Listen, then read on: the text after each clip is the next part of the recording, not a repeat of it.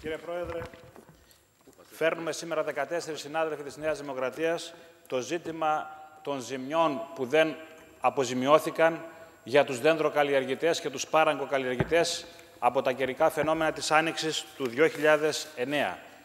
Το ζούσα και το καλοκαίρι του 2009 από τις ζημιές που συνέβησαν και στους μυλοκαλλιεργητές της εκλογικής μου περιφέρειας του νομού Καστοριάς, γιατί ξέρετε ότι και η Καστοριά σε ένα σημαντικό ποσοστό του πληθυσμού στα παραλίμνια χωριά ασχολείται με την μυλοκαλλιέργεια σαν μόνο καλλιέργεια.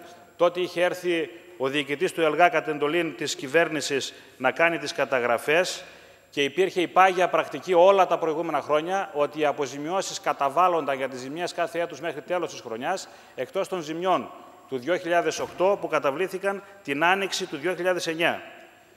Στις 10 Νοεμβρίου του 2009 έφερα το θέμα στη Βουλή με ερώτησή μου με θέμα αποζημίωση μυλοπαραγωγών περιοχής Καστοριάς.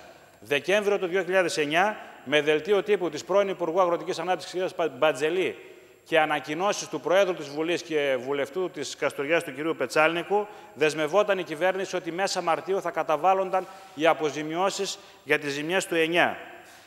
Δεν έγινε αυτό.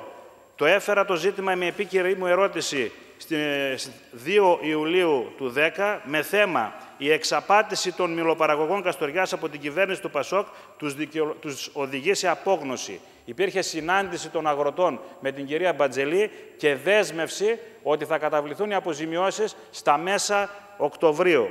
Τίποτα δεν είχε γίνει. 2/11 ξαναφέρνω το ζήτημα στη Βουλή με ερώτησή μου με θέμα οι μυλοπαραγωγοί του νομού Καστοριάς θα απέχουν από τις εκλογές της 7ης Νοεμβρίου 2010 εξαιτίας του εκ νέου εμπεγμού τους από την κυβέρνηση.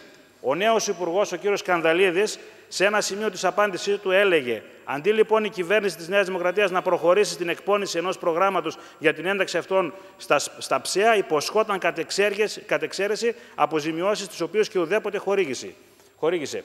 Ψεύδεται ο κύριος Υπουργός. Όλοι οι αγρότες, κυρίως οι μυλοπαραγωγοί, γνωρίζουν πολύ καλά ότι παίρναν τις αποζημιώσεις και μάλιστα αρκετά έγκαιρα. Αυτό που θέλω να πω είναι ότι αυτή η κυβέρνηση αποδεικνύει, οι υπουργοί της, ότι δεν έχει ούτε συνέπεια, αλλά ούτε και συνέχεια. Δεν μπορεί δηλαδή η προηγούμενη πολιτική ηγεσία 2 φορές να δεσμεύεται ότι θα καταβάλει τις αποζημιώσεις, να μην το πράττει, να λέει τελείως διαφορετικά ο νέος Υπουργός. Άρα λοιπόν, αν ήταν παράνομες οι αποζημιώσεις που δίνονταν τα χρόνια που ήταν κυβέρνηση Νέα Δημοκρατία, η Υπουργός η προηγούμενη θα παρανομούσε όταν δεσμευόταν επίσημα και δημόσια ότι θα έδινε τα χρήματα που δικαιούνταν οι αγρότες μια φορά το Μάρτιο και την επόμενη φορά για τα μέσα Οκτωβρίου. Επομένως, καλούμε τη νέα πολιτική ηγεσία του Υπουργείου Αγροτικής Ανάπτυξης να σταθεί στο ύψος των περιπτώσεων και να δώσει τους αγρότες τα χρήματα που δικαιούνται για τις ζημιές του 2009. Για το 10 και πέρα είναι δικαίωμα της κυβέρνησης να πράξει όπως νομίζει και θα κριθεί για την πολιτική της από τους αγρότες και από τον ελληνικό λαό. Ευχαριστώ. Τελευταίος για την πρωτομιλία του, ο βουλευτής Εντολοκαρνανίας της Νέας Δημοκρατίας, κύριος Δημήτρης Σταμάτης, για 3 λεπτά, κύριε συνάδελφε. Κύριε Πρόεδρε, θέλω και εγώ να προσθέσω τη δική μου φωνή στην φωνή των αξιωτήμων κυρίων συναδέλφων, οι οποίοι έθεσαν